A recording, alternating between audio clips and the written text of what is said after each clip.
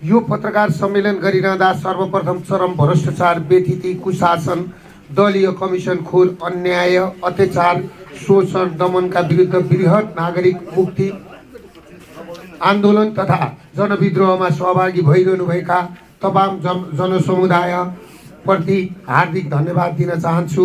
साथै अभियानकै क्रममा गणतान्त्रिक राज्य सत्ताले क्रूर दमन गर्दा घाइते हुनुभएकाहरूको शीघ्र स्वास्थ्य लाभको कामना सहित धरपकडमा परि थुनामा रहनुभएका सम्पूर्ण अभियन्ताहरूलाई बिना शर्त रिहाईको माग समेत गर्दछु। राष्ट्र, राष्ट्रियता, धर्म, संस्कृति, नागरिक बचाउमा अभियान मार्फत आम नेपालीले मुक्तिका लागि भ्रष्ट शासक, केही बिचौलिया, केही तस्कर, व्यापारीहरू, लघुवित्त, सहकारी ब्याङ्कहरूको नाममा ब्याङ्कहरूको नाउँमा उपमा दिएका सामन्तहरू विरुद्ध र सत्तासीन सामन्त विरुद्ध सुरु गरेको सङ्घर्ष आफैमा ऐतिहासिक र महत्त्वपूर्ण छ। गणतन्त्र घोषणा भएको 15 वर्षमै यो व्यवस्थाको जग हल्लाउने गरी मङ्सिर 7 गते काठमाडौँमा गरिएको प्रदर्शन अभूतपूर्व र भव्य रूपमा सफल भएको हाम्रो निष्कर्ष छ। गणतन्त्र राज्य व्यवस्थाको अनैतिकदम र राज्य व्यवस्था पक्षधरको अवरोधका बीच पनि लाखौं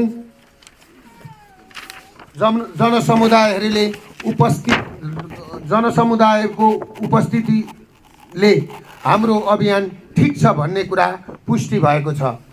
7 दशक लामो सङ्घर्ष र हजारौंको बलिदानी मार्फत गणतन्त्र स्थापना भएको भए पनि यो मुठ्ठीभर सीमित शासक, तिनका आसेपासे सीमित तस्कर, व्यापारी, ठेकदार र केही समूहको मात्रै रजगज भयो। गणतन्त्र स्थापना भएको 15 वर्षको अवधिमा मुलुकको अवस्था झन जर्जर बनेर गएको छ। हरेक दिन जसो 5000 भन्दा बढी पढे लेखेका युवाहरू कामको खोजीमा विदेश गएर सिङ्गो मुलुक नै रित्तिने अवस्थामा छ। स्कुल कलेजहरू धमाधम बन्द हुँदैछन्। धर्म, संस्कृति, इतिहासमाथि निरन्तर प्रहार भइरहेको छ। विकास निर्माणका कामहरू ठप्प प्राय जस्तै छन्। सरकार कर्मचारीलाई तलब खुवाउन नसक्ने, निर्माण व्यवसायी लगायत कसैको पनि भुक्तानी गर्दै नसक्ने अवस्थातिर गइरहेको छ र तलब खुवाउनकै लागि राष्ट्रलाई नै जाकटी राखेर सरकारी कर्मचारी तथा सांसदहरूलाई तलब तथा भत्ता खुवाउँदै गरेको आम जनसमुदायलाई सर्वविदितै होला। पछिल्लो 4 महिनामा 1.5 खर्ब बढी वैदेशिक ऋण थपिएको छ। यो ऋण थपिँदा प्रत्येक नेपालीको टाउकोमा 83,000 भन्दा बढी पर्न आउँछ। मुलुक ऋणको पासोमा परिरहेको छ। सहकारी, लघुवित्त तथा ब्याङ्कहरूको ऋणले नागरिकहरू घरबारविहीन भई सुकुम्बासी बनेका छन् भने कतिपयले आत्महत्या गरिरहेका छन् त कतिले शरीरमा पेट्रोल खनाएर आत्मदाह गरिरहेका छन्। भ्रष्टाचारले मुलुक थिलो परिरहेको छ। केही सीमित नेता र तिनका आसेपासेले मुलुकको स्रोत साधनमाथि लुट मचाइरहेका छन्। हरेक दिन मुलुकको स्थिति बिग्रँदो छ भने भ्रष्टाचार बढिरहेको छ। वित्तीय अराजकताले सीमा नागिरहेको छ। देशमा भएको सम्पूर्ण पुँजी नेता तथा केही तस्करहरूले विदेशी भूमिमा लगेर थुपारेको सर्वविदितै छ। यस्तो अवस्थामा सचेत नागरिकहरू गोलबद्ध भई सङ्घर्षमा होबिनुपर्ने आजको आवश्यकता बनेको छ। तसर्थ यही 2000 मङ्सिर 7 गतेदेखि सुरु गरिएको बृहत नागरिक मुक्ति आन्दोलनलाई थप व्यापक र आम जनसमुदायका बीचमा पुर्याउन अहिलेको आवश्यकता बनेको छ। अब यो देश बचाउनका निमित्त आम जनसमुदाय फेरि एकपल्ट एकताबद्ध हुनु परेको छ। यसका लागि हामीले हाम्रा कार्यक्रमहरूलाई अहिलेको आवश्यकता बनेको छ। अब यो देश बचाउनका निमित्त आम जनसमुदायलाई फेरि एकपटक एकताबद्ध हुनु परेको छ। यसका लागि हामीले हाम्रा कार्यक्रमहरूलाई थप पुरस्कृत गर्ने निर्णय गरेका छौँ। अब हामी शोषित पीडित जनताका घर घरमा टोल टोलमा पुग्नेछौँ र उहाँहरूलाई थप ऊर्जा दिएर जागरुक, गोलबद्ध र एकीकृत गर्नेछौँ।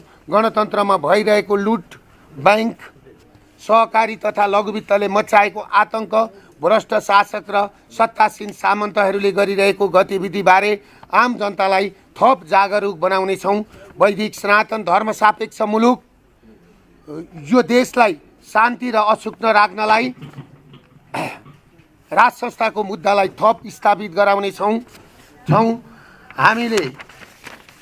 हामीले उठाएका मागहरू बारे सरकार गम्भीर बनोस् भन्ने हाम्रो चाहना हो। अब आउने 2080 साल फागुन 1 गते मेचीमा बालेको दियो काठमाडौँको बसन्तपुरमा सोही दियो पुनः राजाको हातबाट बालेर वैदिक सनातन धर्म सापेक्ष हिन्दू राष्ट्र बनाई यो जनविद्रोहलाई थप सशक्त बनाई व्यवस्था परिवर्तनका लागि मूर्त रूप दिनेछौँ र फागुन 1 गतेदेखि व्यवस्था परिवर्तनको लागि आजैबाट स्वदेश तथा विदेशमा रहनुभएका राष्ट्रप्रेमी दाजुभाइ तथा दिदीबहिनीहरूलाई सहयोग र साथ दिनका लागि हार्दिक आग्रह तथा अपिल गर्दछौँ। आम जनसमुदायका बीचमा जान र उनीहरूलाई परिचालन गर्न हामीले सुरु गरेको अभियानलाई विकेन्द्रीकृत गरी मङ्सिर 30 गतेदेखि भित्र नागरिक सरकार गठन गरी गाउँ वडादेखि सशक्त बनाई लैजाने निर्णय गरेका छौँ र हामीले उठाएका मागबारे सरकार गम्भीर बनोस् भन्ने हाम्रो चाहना पनि हो। हाम्रा अभियानका मुख्य मागहरू बैंक लघुवित्त सहकारीका साथै विभिन्न बिमा कम्पनी लघुवित्त सहकारी बैंक साथै विभिन्न बिमा कम्पनी पूर्णतया राष्ट्रियकरण गर्ने, निक्षेपकर्ताहरूको निक्षेपको जिम्मा सरकारले लिई सरकारी सहकारी लघुवित्तबाट अति विपन्न गरिबहरूले लिएका 20 लाख मुनिको ऋणलाई मिना गर्ने र 20 लाखभन्दा माथिको ऋणलाई 6 देखि 7% ब्याजमा दिने व्यवस्था मिलाउने, 3 धितो लिलामी साथै गैर ब्याङ्किङ गरी सुकुम्बासी बनाइएका नागरिकहरूको ब्याङ्कको नाममा ल्याइएको धितो फिर्ता गरी पुनः 20 वर्षको अवधि थप गरी तिर्ने व्यवस्था मिलाउने, 4 किसान मजदुर यातायात ढुवानी तथा टिप्पर व्यवसायीहरूले झेल्नु परेका समस्याहरूको तत्काल समाधान गर्ने, 5 भ्रष्टाचार र तस्करी गरी लुकाइराखेको सम्पत्ति बाहिर ल्याउन 1000 र 500 का नोट बन्दी गर्ने र राजा जनक तथा बुद्धका फोटो भएका नोट छाप्ने, 6 वैदिक सनातन धर्म सापेक्ष मुलुक हिन्दू राष्ट्र बनाई राष्ट्रलाई जीवन्त राख्ने, संवैधानिक राज संस्था कायम गर्ने र स्थिर सरकारको लागि जनताद्वारा चुनिएको प्रत्यक्ष निर्वाचित कार्यकारी प्रधानमन्त्रीको व्यवस्था गर्ने, 46 साल यता सर्वाधिक पद धारण गर्ने व्यक्ति, उच्च पदस्थ कर्मचारी, मन्त्री सभा तथा ठुला घरानाका भ्रष्ट व्यापारी सबैको सम्पत्ति छानबिन गरी दोषी ठहरिएकालाई हदैसम्मको कारबाही गर्ने, 9 प्रदेश संरचना खारेज गर्ने, 10 नेपाल सरकारको मातहतमा रहेका कुनै पनि सङ्घ संस्थाहरूले मुद्दती खाता खोल्न नपाउने र ब्याङ्कमा 0% ब्याज दरमा पैसा राख्ने व्यवस्था मिलाउने, 11 सर्वोच्च अदालतमा थप 100 जना न्यायाधीशहरू नियुक्ति गरी जस्तो सुकै मुद्दा पनि 2 वर्षभित्र छिनोपानो गर्ने व्यवस्था मिलाउने, 12 विदेशको जेलमा बन्दी जीवन बिताइरहेका करिब 6000 नेपाली युवाहरूलाई स्वदेश फिर्काउने र लघुवित्त र सहकारीको शोषणका कारण खाडी मुलुकमा विदेशी नपुगेका 50 लाख युवाहरूलाई स्वदेश फर्काई रोजगारीको वातावरण मिलाउने, 13 स्वदेशमा जेलमा परेका कैदी बन्दीहरूको बारेमा पुनः छानबिन गरी निर्दोष ठहरिएकालाई जेल मुक्त गर्ने र बाँकी कैदी बन्दीहरूलाई श्रम शिविरको अवधारणा अन्तर्गत उत्पादनमूलक क्षेत्रमा रूपान्तरण गर्ने,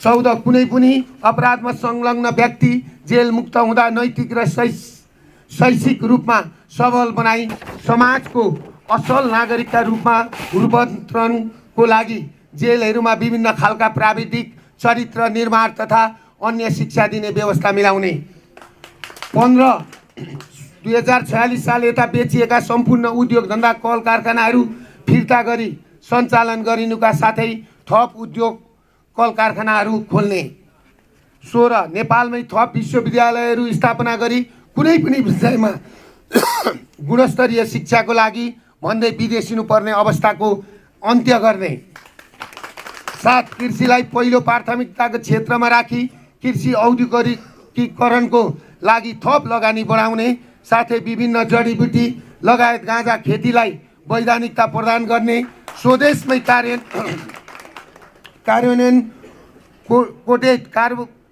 कार्बन कोटेड युरिया मलको कारखाना खोल्ने, कृषि उपजलाई उत्पादनहरूकै प्रत्यक्ष सहभागिता हुने गरी कृषि उपज बजारीकरणको निम्ति अवलम्बन गर्ने, 18 वैदेशिक रोजगारीको नाममा हुने गरेको मानव तस्करीको धन्दालाई पूर्णतया बन्द गर्ने, 19 नेपाली वैज्ञानिक आविष्कार अनुसन्धानकर्ताहरूको आविष्कार तथा अनुसन्धानहरूलाई आवश्यकता अनुसार सहयोग गरी व्यावसायिक उत्पादनतर्फ लैजाने र कम्तीमा देशका 5 स्थानमा आविष्कार केन्द्रको स्थापना गर्ने, 20 भूगोलको आधारमा पहिचानको अस्तित्व स्थापना गर्ने।